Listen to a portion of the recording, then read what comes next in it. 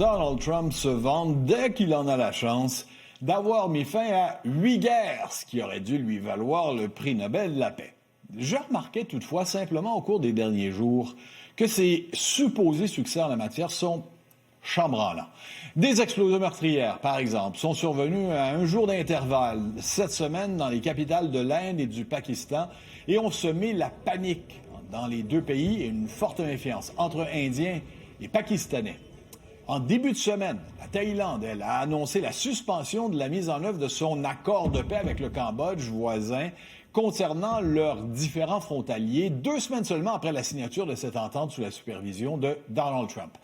La suspension de l'accord intervient après que des soldats thaïlandais eurent été blessés par l'explosion d'une mine terrestre près de la frontière cambodgienne.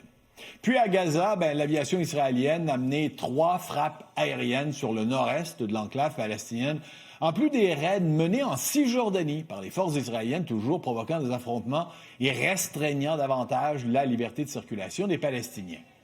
C'est tout sauf une paix ou un cessez-le-feu là-bas. Ce qui m'amène à prendre un peu de recul.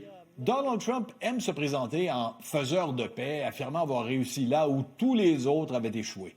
Il cite souvent les accords historiques signés entre Israël et plusieurs pays arabes ou encore la diminution de tensions en Asie.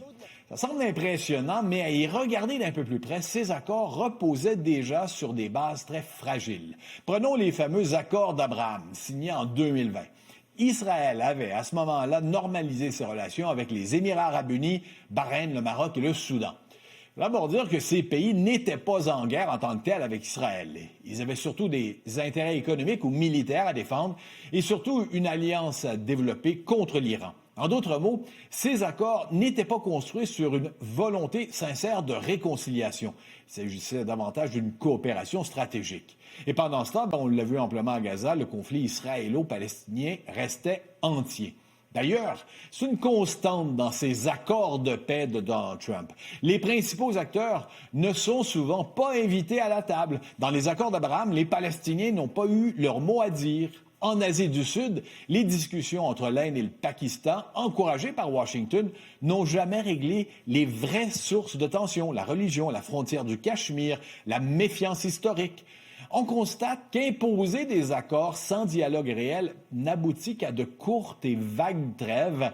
Un document, c'est sûr, est signé, mais sur le terrain, rien ne change vraiment. Ce qui m'amène à ce qui m'apparaît être la dynamique fondamentale de tout cela, concernant Donald Trump en tout cas, l'utilisation d'une diplomatie spectacle. Trump, dans tout, là, en affaires internationales comme en affaires commerciales et économiques, veut prouver que lui, mieux que quiconque, sait conclure des deals rapides comme il le faisait lorsqu'il était promoteur immobilier. Ces accords soignent son image, mais la paix en soi, la vraie, là, ne se construit pas de toute évidence à coups de caméra et de signature. Elle demande, on le voit à chaque jour, un peu plus du temps et de la confiance. Le président américain a réussi ses coups d'éclat, mais aujourd'hui, quand on voit les tensions reprendre un peu partout, entre Israël et Gaza, et le Hamas plutôt, entre l'Inde et le Pakistan, ou même en Asie du Sud-Est, on se rend compte que ces succès sont extrêmement fragiles, essentiellement des victoires politiques à court terme, et pas véritablement des fondations solides pour un avenir plus pacifique.